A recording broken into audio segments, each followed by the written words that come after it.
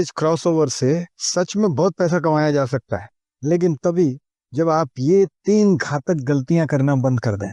और अच्छी बात यह है कि इन गलतियों को सुधारना मुश्किल नहीं है, बस आपको पता होना चाहिए कैसे।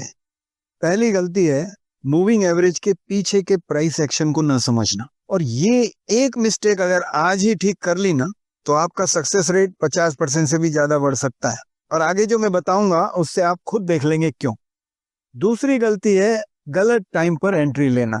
ये गलती कई ट्रेडर्स को प्रॉफिट से लॉस की तरफ घसीट कर ले जाती है, और ये आपको आगे लाइव एग्जांपल में साफ साफ दिखाई देगा। तीसरी गलती है जितनी देर तक ट्रेड में रहना चाहिए उतनी देर तक नहीं रहता है।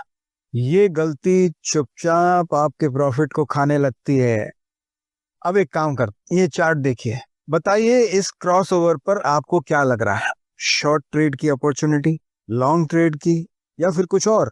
मैं चाहता हूं आप सिर्फ जवाब न दें, थोड़ा सोचें भी, क्योंकि ये सोचने का प्रोसेस ही आपको क्रॉसओवर ट्रेडिंग का सबसे बड़ा सीक्रेट पकड़ने में मदद करेगा।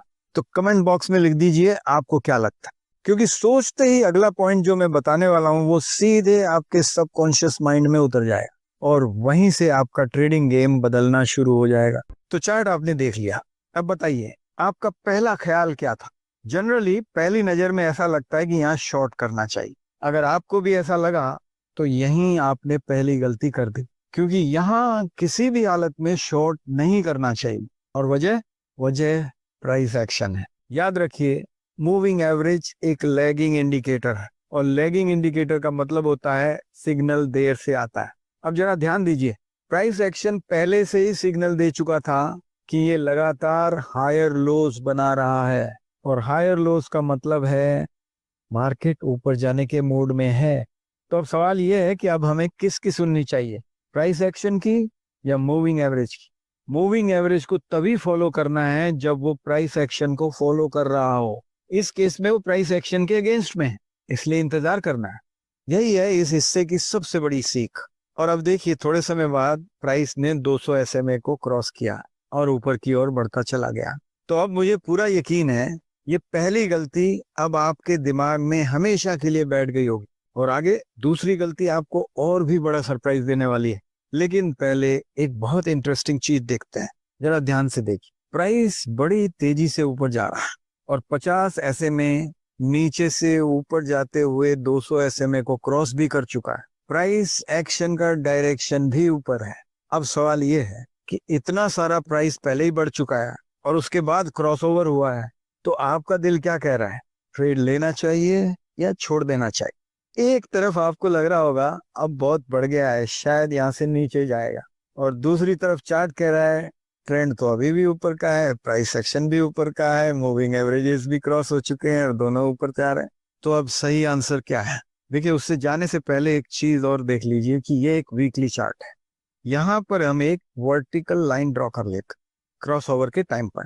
इस लाइन के बाद जब तक 50 SMA या प्राइस एक्शन 200 SMA को नीचे क्रॉस नहीं करता, तब तक प्राइस को ऊपर जाने का मोड है, ऐसा ही लगेगा। और यही ट्रेंड हमको अगले स्टेप का रास्ता दिखाता है। अब जरा जूम करते हैं डेली चार्ट पर आने, और प्राइस एक्शन के हिसाब से यहाँ पर लॉन्ग ट्रेड लिया जा सकता है। बड़े टाइम फ्रेम से ट्रेंड और प्राइस एक्शन को कंफर्म करना, और फिर छोटे टाइम फ्रेम पर एंट्री लेना ज्यादा सेफ रहता है। क्यों? क्योंकि छोटे टाइम फ्रेम पर आपको एग्जैक्ट टाइमिंग मिल सकते हैं, जहां रिस्क कम रहेगी और रिवॉर्ड ज्यादा हो सकता। अगर आपने ये आदत बना डाली तो आप हाई क्वालिटी ट्रेडर्स की कैटेगरी में आ जाएंगे। लेकिन रिस्क मैनेजमेंट हमेशा साथ रहना चाहिए। ट्रेड लेते हो मतलब रिस्क मैनेजमेंट को पहले सोचना, स्टॉप लॉस सही जगह पर, और किसी भी ट्रेड में कैपिटल का 1 या 2% से ज्यादा रिस्क नहीं लेना। तो ये थी दूसरी गलती, गलत टाइम पर एंट्री करने से बचना। दूसरा तरीका है फिक्स्ड रिस्क रिवॉर्ड रखिए। बैक टेस्टिंग से चेक कर लीजिए कि रिवॉर्ड टू रिस्क रेशो 2:1 का चाहिए, या 1.5:1 का चाहिए, या 3:1 का चाहिए, जो उस स्टॉक के हिसाब से सही बैठता हो।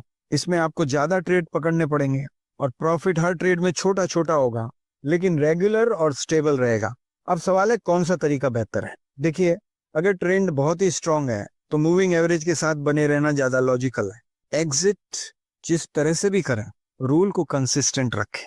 अगर आपने ये तीनों गलतियां छोड़ दी यानी कि प्राइस एक्शन को इग्नोर नहीं किया, एंट्री सही टाइम पर ली और एग्जिट में अपनी स्ट्रेटेजी पर कंसिस्टेंट रहे, तो क्रॉस ओवर ट्रेडिंग में आप सच में मालामाल हो सकते हैं। अगर ये बातें आपको हेल्पफुल लगी तो वीडियो को लाइक करें, शेयर करें और हाँ, सब्सक्राइब जरूर करें, क्योंकि अगले वीडियो में मैं बताने वाला हूँ मूविंग एवरेज की ट्रेडिंग और ट्रेडिंग साइकोलॉजी का ऐसा कनेक्शन जो आपके जीतने और हारने का सबसे बड़ा फर्क बन सकता है। यकीन मानिए ये कनेक्शन आपने पहले कभी इस तरह से नहीं सुना होगा। तो मिलते हैं फिर अगले वीडियो में।